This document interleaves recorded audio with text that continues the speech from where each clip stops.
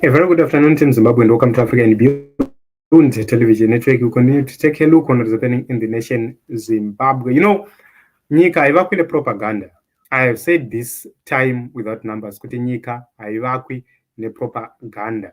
So let us take a look onto some videos. We have some videos right here, which we need to play so that the people of Zimbabwe will understand where we are going and where we are coming from. President structured currency. You know what man not talking about the Zig. As a Zig ready, let's say that you no put it. Birebabu. Aridoni. Kana mudona. Roka mjibane gold. Kana mudona. Roka mjibane ji. Platinum. Kana mudona. Diamond. Kusari Zigi. Kuna diamond. Kusari Zigi. Kuna gold. Kusari Macho kuna lithium. Kusari Macho kuna minerals deposit. Rakasima kuna mali zose from Southern Africa. Idishi baba. Simutachana chochote. Simutachana chochote. Simutachana chochote. Well done, DJ Masomere. Well done. DJ Masomere. Zigi So ndo mataurirwo akanga achitwa Zigi parakauya zvikanzi Zigi rikada kudonha rinogamuchirwa negoridhe, rikada kudonha rogamuchirwa neplatinum. This is propaganda. This is propaganda. Vamutsvangu iwo sapresident zita ravo ichaonekwa kuti Mr. Strong Zigi. Iwo zita ravo aMnangagwa, president Mnangagwa vanenge vakupiwa zita itsva rekuti Strong Zigi. Vachaita zvese zvavanoigona sapresident kuti Zigi reZimbabwe rirambe rakasimba vachisapota Central Bank Governor vamushaya. Right now taakuzviona kuti zvese zvavanogona zvakundikana, asi regai timbonzwa kuti vagono vakambotiwo chii. I would always say you can appoint all Zimbabweans to become governors, but there was an elephant in the room, which unless it was exercised, all the 14 million governors that you would appoint will never succeed. What was that elephant in the room? It's still there. Yeah, it is still there. What is it? We all know.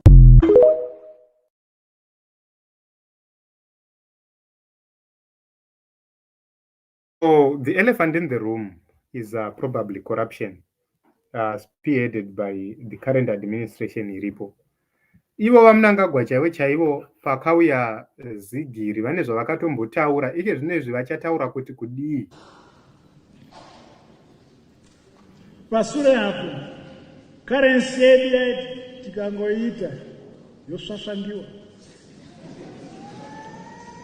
haicharemi, totsvaka imwe yosvasvangiwa, toisa imwe yosvasvangiwa, tikati regai tisvasvange vasvasvangi.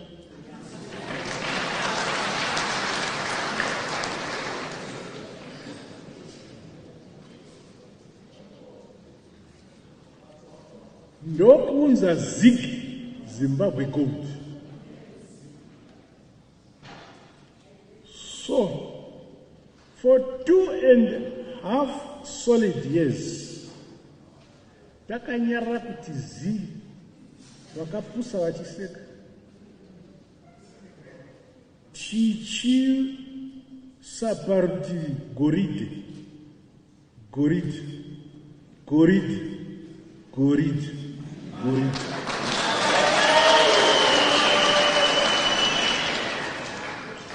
Patakavona kuti zvinoraya kumatani, damuchiyeuka ndakaenda kumavaults kuReserve Bank. Musavhunza ndokupi kusunga ndikanovhura singamboiti, ndikati vakomana vemapicture vatore mapicture, gold rakatsuka rayero rakati ese yero, makore maviri chingobunganiza. Ndo patakaunza Zigi Zimbabwe Gold kutsigira uremu. So propaganda haina chainovaka. Takambozvitaura tikati mastatement avari kutaura ekuti takavasvasvanga tikazodii hazvina zvazvinoshanda kana mukasagadzirisa zvikonzero zviri kuita kuti tsigi risashanda. Vamwe vakaenda kumusha ndokunoita mhemberero. Kana mukada kutsoropodza kubva muna 1980 takatanga tinava Moyana Manicaland, ndobva taita Vatsumba Manicaland, ukaita Vagono Manicaland, ukaita Vamangunja Manicaland. Saka tataongofunga kuti ndezveikoko, asi president vakazoti bondo gwendo runo masvingo yanguva yenyu. Ndosaka takapuwawo basa iri. Tinoda kuvatenda president kuti vaisawo masvingo panzvimbo, vaisawo gutu panzvimbo, vaisawo kushaya vanhu panzvimbo. Nokuti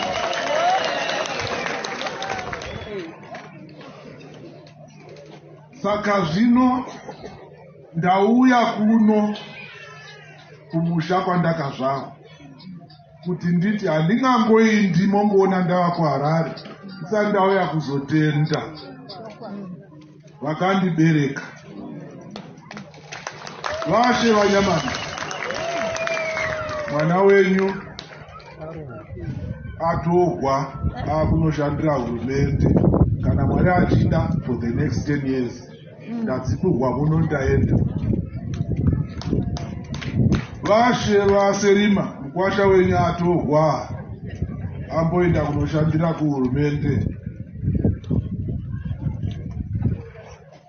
Vana sekuru vangu kwakazvarwa mai vangu nokwamutsengi, muzukuru aende akunoshandira hurumende. Vese shamwari dzangu dzandakakura nadzo tichifudza mombe tichipfura shiri ndamboenda, asi handikukanganwi tese muno.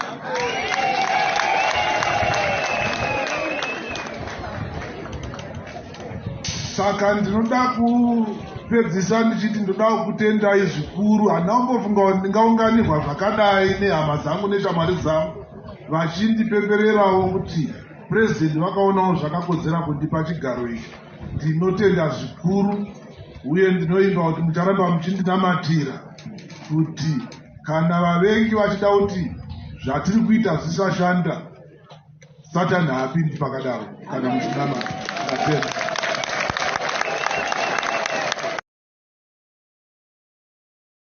Instead of doing the right thing, paitopinzwa vavengi, paitopinzwa vanasatani.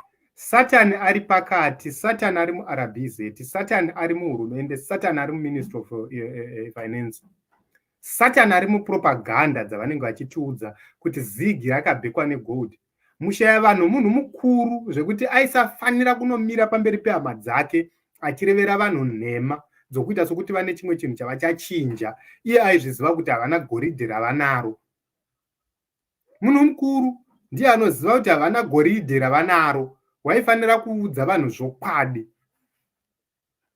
Karenzi yedu iyi yezigi yaifanira kuti kana vaida kuti itange kutambirika vaiti goridhe ravanaro mumavotes mavo tan, value yayo imari, vochipa mazigi value inoendirana. Zvirava kuti mazigi awo aifanira kutanga ari very devalued, zvokuti maifanira kutoti 1 zigi raifanira kutoita equivalent to 1000 usa. Nengi 1000 zigi yaifanira kutoita equivalent to 1 usa.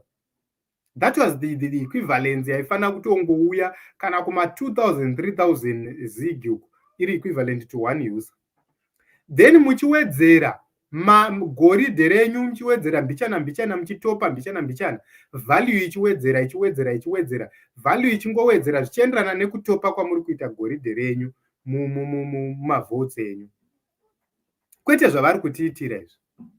value was supposed to be obtained slowly. Saka chaizoita kuti vanhu vave neconfidence muzigi ndechekuti munhu anga achimbori nezigi rake riri 1000 zigi riri worth 1 user, ukazoona 1000 zigi riya rawakachengeta rava worth 2 user, unoti hapane zviri kuitika. Ukazoona rava worth 10 user, unoti zviri kufamba. Ukazoona rava worth 100 user, zvinenge zvichifamba, uri kuita value. That would encourage people to bank more because inenge ichiita value pawaiisa iri kunowana value. Kwete zvekuti munotanga maka value chinhu imi musina goridhe racho. Hakuna zvinhu zvakadaro. Ndo dzinonzi tsvina dzatakaitirwa nevarume ava. Unoziva kuti mwana chaiye wegrade 1 chaiye habvumi zvinhu zvakadai so. Propaganda haivaki nyika, manyepo neruvengo hazvivaki nyika. Muchati kudii pana Mr. Strong? Zvekare ivo sapresident zita ravo ichavanenge vakunzi Mr. Strong Z. Ivo zita ravo aMnangagwa, president Mnangagwa vanenge vakupiwa zita itsva rekuti Strong Z. Vachaita zvese zvavanoigona.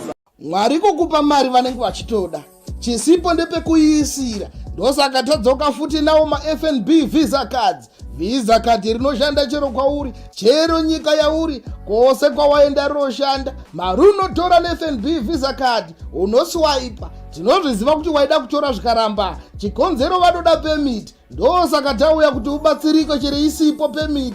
Kana passport chingoripo chete chingoshanda consider it done. Ungava muZimbabwe, South Africa kana abroad, mukoma maiko varipo pakukubatsira kuvhura FNB visa card rako. Haripo evamwaya zvavo zvatofamba, hatosara ndiwe batei mukoma maiko yekuti zvifambe. Nhamba ndidzo dzidza muri kuona dziri kubuda pamusoro. Vabatei mukoma maiko mutaurirane.